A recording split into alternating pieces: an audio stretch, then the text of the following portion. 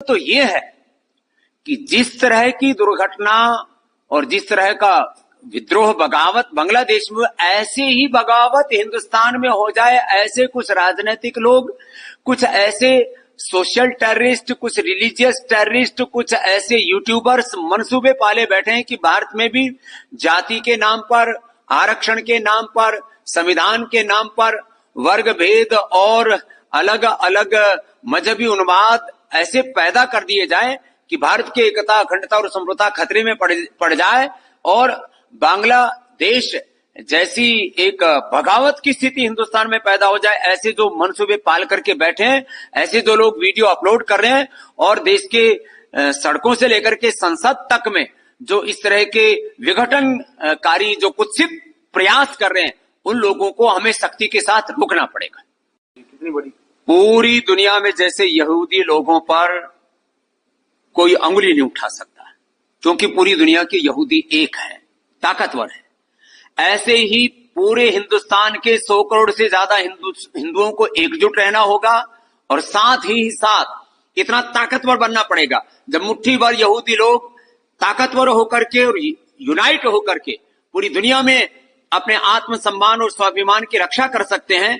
तो हम हिंदुओं को भी एकजुट होकर के अपने 100 करोड़ से अधिक हिंदुस्तानियों की और जो पूरी दुनिया में हमारे करोड़ों हिंदू जो अल्पसंख्यक हैं अलग अलग देशों में, वो भी करोड़ों की संख्या में, उनकी भी हमें रक्षा करने के लिए संगठित रहना पड़ेगा, प्रतिबद्ध रहना पड़ेगा और पूरी ताकत के साथ राजनीतिक तौर पर, राष्ट्रीय तौर पर और वैश्विक तौर पर उनके साथ खड़ा होना पड़ेगा। सरकार को हस्तक्षेप करना चाहिए। सरकार को यदि जरूरत होगी तो हस्तक्षेप भी करेगी, क्योंकि भारत के प्रधानमंत्री वो एक बहुत बड़ी शख्सियत है और हिंदुओं की रक्षा कैसे करनी होती है उसको वो जानते हैं और उन्होंने की है। विनेश फोगाट हरियाणा की छोरी है और उसकी में वो ताकत है